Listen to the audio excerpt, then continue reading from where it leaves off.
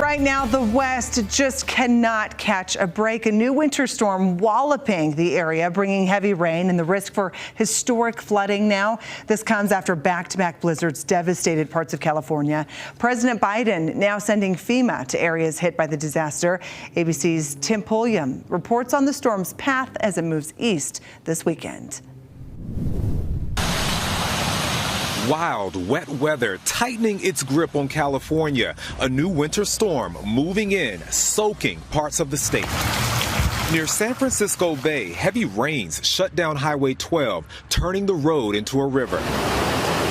Look at this, flash flooding washing away this main road through town. In the Central Valley, evacuation warnings. Crews are rushing to install sandbags and concrete barriers ahead of more rain. Once this thing comes out of its banks, we aren't going to be able to stop it. The storm also bringing more snow. That's created an incredible mess in front of my house, and I live in a snow cave. In the Sierra Nevada mountains, up to 8 more feet of snow could fall where homes and businesses were buried in recent back-to-back storms. Kathy Dubois now worried about what heavy rain could do to her snow-packed roof. It's scary. I mean, it's frightening, and we've had a long winter as it was. Right. Enough, Uncle. In Southern California, at least 13 dead in mountain communities east of Los Angeles. Residents trapped in their home for weeks, running out of food and heat.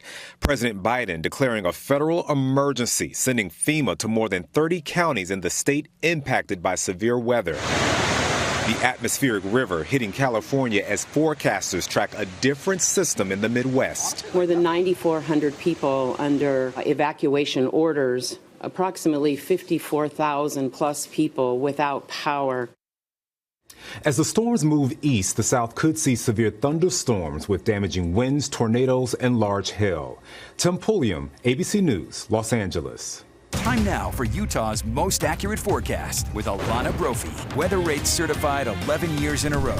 All right, and back here at home, let's head over for another check of this wild weather, Alana. Oh, we just referenced that atmospheric river. We're getting remnants of moisture as it comes through. This is what it looked like in the skies today. Flight into Salt Lake City. Ooh, that turbulence. Definitely. We've got those opposing air masses, of course, that can create turbulence in the skies, and it was gusty winds on the surface. This is what it looks like right now in far west. We just caught lightning in the area. The cold front now moving through the Ogden area and towards far west. Look at all that moisture on the ground. Band of wet weather coming through, and it is not fooling around. Look at that lightning really targeting now Pleasant View. This is again going to track towards Ogden, Clinton, and Layton as we get through about the next 20 minutes. Mixed precipitation up towards Laketown, Randolph, some snow near Bear Lake, and then the moisture right behind it. Very defined here, and we know this is going to continue to impact the Wasatch Front. We also know the mountain snow's going on. Also snow on the eastern side of the state. That does include towards Duchesne. I'm going to get out of the way. Some mixed precip towards Vernal and the Uinta Basin. Vernal seeing the snowiest winter on record. As we jump down south, we've got rain in southern Utah towards Milford, Enterprise, Cedar City, and mixed precip in south central Utah as the radar continues to scan. Price, Helper, those areas, backside of the Wasatch, looking at some snow. The winds are very strong in Salt Lake, right outside the ABC4 studios. The cloud cover has increased. We're mild, sitting in the mid-50s because of the southerly winds. That is going to change. Behind the cold front, we get northwesterly winds, colder, and we're going to see precipitation dry up pretty quickly, but it does come with that line of thunderstorms that we're seeing right now. Look at the highest wind gusts in the last hour. Salt Lake putting down a 43-mile-per-hour gust. Delta, Cedar City, Evanston, strong winds where you're seeing the red lines behind these boxes. That's indicating the southerly winds. And then, yes, there's that northwest flow, so you can pinpoint exactly where that cold front is. Southerly winds bring in the warmer temps, which is why we're still sitting in the mid-50s. We see a lot of 50s out there and 40s. Compare the Logan temperature to Salt Lake, and you can tell that cold air moves in very quickly behind the front. Here's what it looks like in the last few hours. We watch the showers ahead of it dwindle, the band of moisture now hitting Ogden into Weber County, and then eventually it will move into the central and southern Wasatch Front. Southwest Desert also seeing some soggy conditions. It's going to bring heavy mountain snow, which is why our winter storm warnings are in effect throughout the state. This includes the Wasatch, Uintas, central and southern mountains, and we're looking at hefty totals. Snow levels are high, though, 7,000 feet in the north, where we expect 8 to 16. In central Utah, it's above 8,000 feet, above 9,000 feet down south, but 10 to 20 inches in areas at that elevation. Mostly Mostly rain in our valleys, so mixed precipitation possible. If cold air is lingering, then you could see some snow. This is moisture that we're pulling from the Pacific. Atmospheric river pummeling Utah and hitting California, and we just drag it into the Beehive State. So we know that we're tapping into that moisture potential, which is why we've seen soggy conditions. It's periods of precipitation. It's not consistent, and that's going to be the case as we head into tomorrow. Front on the move tonight, 8 p.m.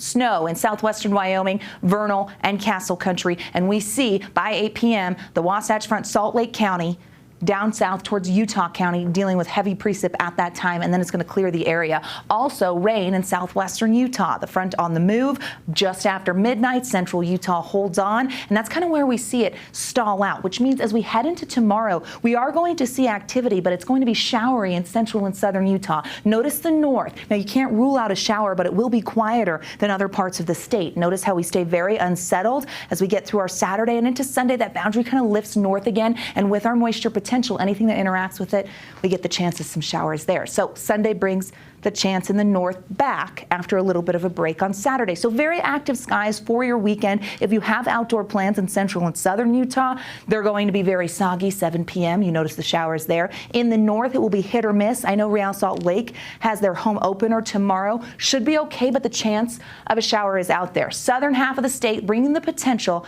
of thunderstorms for tomorrow. So you can see that's where the activity really focuses. Highs in the 30s and 40s, colder because the fronts come through. 30s, 40s in Castle Country, 30s in Vernal, 45 in Delta, 60s in Bluff, mid-60s in St. George with soggy conditions. So there we go. That thunderstorm outlook kind of telling you exactly what to expect. And those temperatures colder than where we are today. Checking the 7-day forecast in Washington County.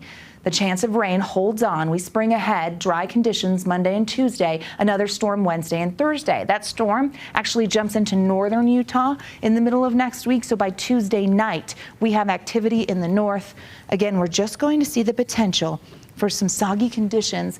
Those thunderstorms out there with this cold front whipping through northern Utah, putting down lightning. It's like you blinked and we were dealing with thunder snow earlier this week, and now we have thunderstorms. So it's that time, shoulder seasons, but we still have mountain snow. Changing. Okay, thank you so much for tracking it all, Alana. Time now for a look at sports with Wesley Ruff. Okay, just a couple weeks ago, we may not have thought any local teams were heading to the big dance, and now we may have a couple. Might me too. Yeah, big awesome. deal. Yeah. There aren't many sure bets in Las Vegas, but take this one to the bank. Utah State is going to the NCAA tournament. They pretty much clinched the spot by